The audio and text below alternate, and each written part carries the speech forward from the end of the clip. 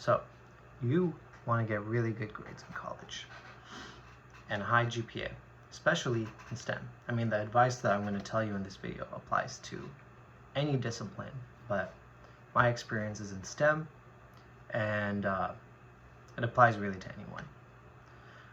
My credentials are that I got a 3.93 in biomedical engineering, but I'm a little bit of an extreme person. So instead of taking 16 units per quarter, which is what the average was in my field, which equates to 4 classes per quarter, I took an average of 25 units per quarter. So I chose to take an additional 2 classes per quarter, plus research and clubs and things like that.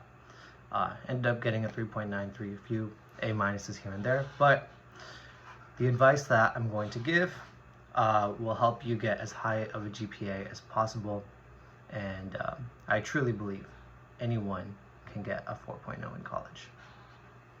I'm currently a PhD student, and being in the college environment ever since graduation taught me a lot about how classes and the whole system works. I want to help you, the future generation, succeed in college. So first, why is it important to get good grades? Maybe you want to go to graduate school, medical school, PhD school. Getting good grades is super important for admissions. And maybe you want to go into industry and get a job. Good grades are super important because they help you stand out in this hyper-competitive environment that we're in right now. In the current admissions and job market, everyone will have an impressive resume, and things like grades are almost a prerequisite to succeed in these fields. Maybe your ego is tied to your grades. Maybe you were the smart kid in high school and your self-worth is tied to your grades. I mean, that's a very valid reason. It happens to a lot of people. Or maybe like me, you had immigrant parents and your parents put a lot of pressure on you, and this is your way to make them proud. Whatever your reason is, it's worth thinking about. It'll give you more motivation to move forward. The first piece of advice that I have for you is that you are a function of your habits. You need good habits to succeed. You may not always be motivated to study, but when you don't have the motivation, you'll fall back to your habits, and if you don't have good habits, it's going to be way harder to get good grades. To do this, you need to be consistent. To build good habits takes consistency. You need to choose whatever study habit works for you, whether it's Pomodoro, whatever, that works for you, but you need to be consistent. I would recommend studying every single day. This will actually help with procrastination.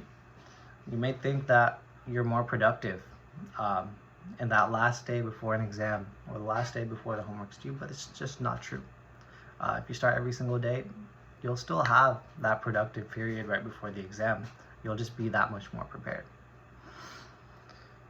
And building good habits is difficult at first. I mean, I've been there. I've been building habits my whole life, but it's difficult at first, but once you stick with it, it becomes automatic. And that's kind of the point of habits. If you start studying every single day, a couple weeks in, it's going to be automatic. You won't even think about it. And these small changes in your life will compound, and over months and years, you're going to be a completely different person than you were before you started. The next piece of advice that I have is use your time wisely. Not all hours of the day are created equal. So for me, the first few hours of the day, maybe like from 6 to 8 a.m., are my most productive. For some people, that's the late hours of the night. Whatever works for you. But for everyone, there are certain hours of the day that are most productive. And I would suggest during this time, do the highest leverage tasks that you can do. So for example, if you have a test coming up, the highest leverage task is not just skimming through your notes. You should use that time to do the highest leverage task. That means the task that will make the most difference in your output. So if you're studying for an exam, it's doing the practice exam. You want to do that when your brain is at its peak performance. So for me, I like to do this the first thing in the day after my morning routine. I like to do my highest leverage task. This applies to anything. Right now, it's research, but when I was in undergrad, this would be studying.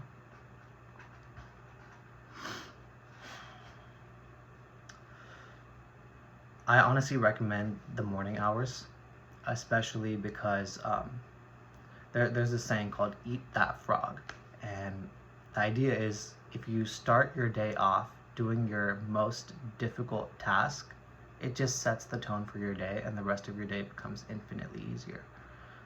Definitely try that out. Eat that frog. The next piece of advice is to make your own deadlines. The class has a deadline, or exam dates, or dates where assignments or projects are due. And those dates are there for a reason, but most people won't even start until maybe a day or two for a project, maybe a week before the deadline. But you are not going to be like most people. You're not going to procrastinate. You're going to make your own deadline. And I know it's human nature to want to procrastinate. But if you set your own deadline, that's a few days before, or even a week before the deadline of your assignments, you'll still procrastinate to that second deadline. And when you do, you'll have so much more time left, even after your deadline, to get feedback from your professor, from your TA, for your assignments. It's honestly a game changer. You can prep for emergencies. There are inevitably things you can't control. There's always going to be something that comes up the day before homework or a project is due. You won't have to worry about that if you set your own deadlines.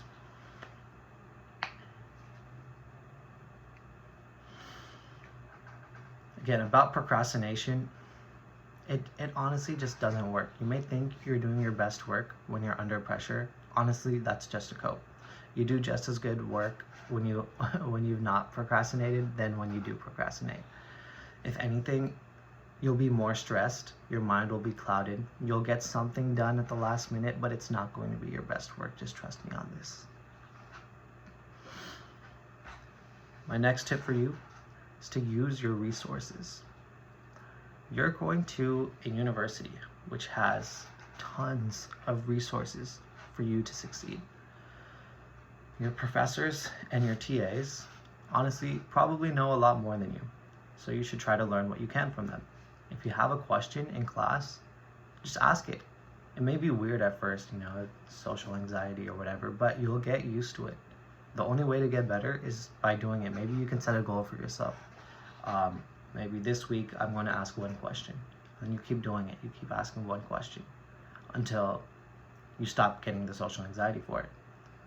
Anyway, who cares what other people in your class think? They might think you're a nerd for asking a question, but you're there to learn. And you'll feel better when you get better grades than them anyway.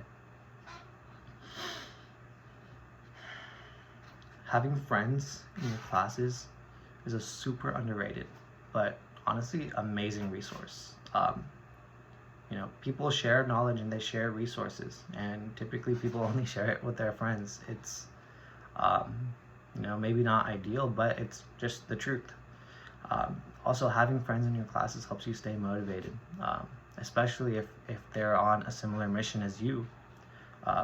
If they're serious about getting good grades, it's honestly so much better if they're on that journey with you. If you can,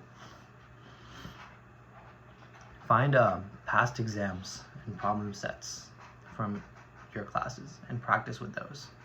You can even ask your professor or your TA, if you're in a class with a TA, for these things.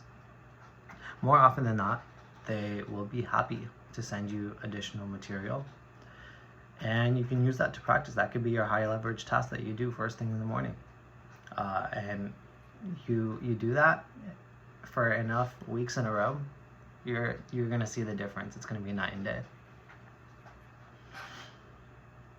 Most schools also have some kind of tutoring service. Sometimes they're free, sometimes they're paid. I haven't personally used these, but I know they exist, and if you need extra tutoring, take advantage of it if you can. There's often a negative stereotype with tutoring, but honestly, everyone learns at different paces. Why wouldn't you take the extra help? Who cares what people think? Khan Academy is a great resource if you need it. Honestly, nowadays, with the internet and ChatGPT, these are incredible resources. Honestly, I use ChatGPT all the time. I mean, many people think of it in terms of like cheating or doing assignments for you. Honestly, ChatGPT is incredible at just explaining concepts back to you. If you don't understand something, ask ChatGPT to explain it, and you can keep asking it to explain it to you a million different ways until you get it. Use the resources that you have in your advantage.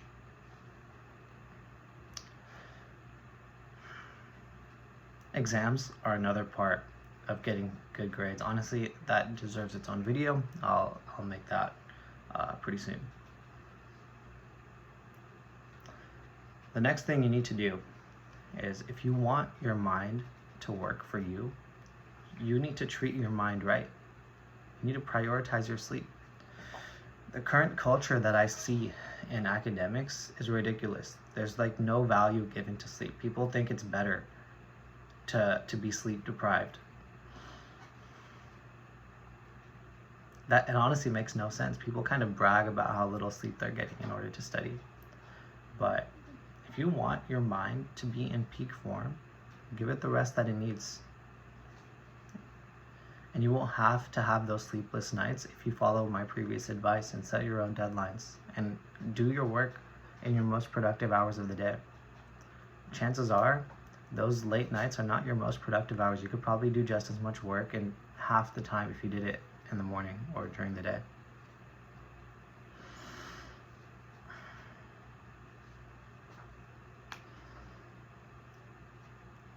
The next thing you can do is you can train your attention span. Many people can't focus in class. I see a lot of people just scrolling on their phones during class. It's because honestly, we've been destroying our attention spans. We're just scrolling through short form content all day long, and we're literally brain rotting. I mean, it's called brain rot for a reason. We're actually destroying our attention spans. The good thing is, our brains have neuroplasticity. We can actually, our brains can like pretty much change how they're wired, and we can do it by changing our habits. If you need to be consuming content, I recommend consuming long form content. So I usually watch things that are like an hour plus long. Whatever works for you, honestly. I mean, it might sound extreme to you, but if you want the results of the 1%, you have to be willing to do what 99% of people won't do.